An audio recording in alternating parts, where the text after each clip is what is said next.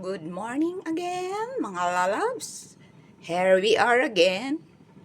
I will show you my menu for today. Sinaing uling isda. Ang isda na yan ay sabi, salmon daw. Bigay yan ng aming kapitana.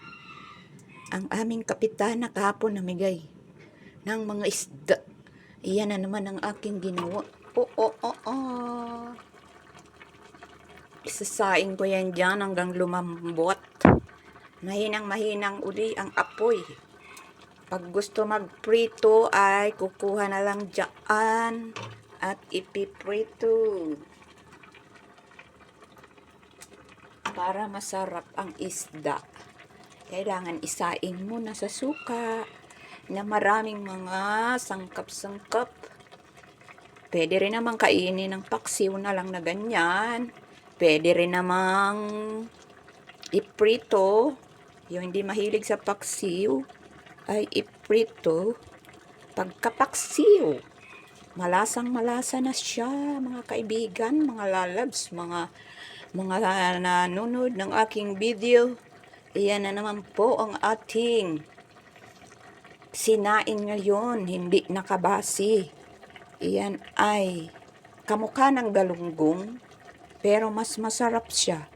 Kasi kagabi, tinikman namin yung niluto ng aming kapitbahay, ginataan. Malambot pala yung kanyang balat, ay laman. Kaya sabi ko maganda ito isaing. Madaling lalambot ang tinik niyan. Sinasaing ko yan hanggang sa lumambot ang tinik para hindi matinik ang ating lalamonan. Nakakatakot kaya matinik ng fish da. Ayan, nilagyan kong design. Ayan, mga luya, mga arte-arte ba? Luya, sibuyas, ginawang bulaklak, pati sili. Ayan na, Pasko na, mayroon ng star ang aking luya. Apakamahal ng luya. Kapirasong luya, 18 pesos. Sabi ko, akala ko ang ginto lang ay kamatis. Pero ginto din pala ang luya. Ang pinili ko yung may tubo at itatanim ko uli doon sa palanggana. Ako'y may tanim na luya, pero hindi ko pa hinuhukay. Kaya, hintayin ko pa lumaki ang laman noon. Mga kapatid, ayan na, takpan na natin ang ating paksiw para tuloy-tuloy ng makulog at lumambot na.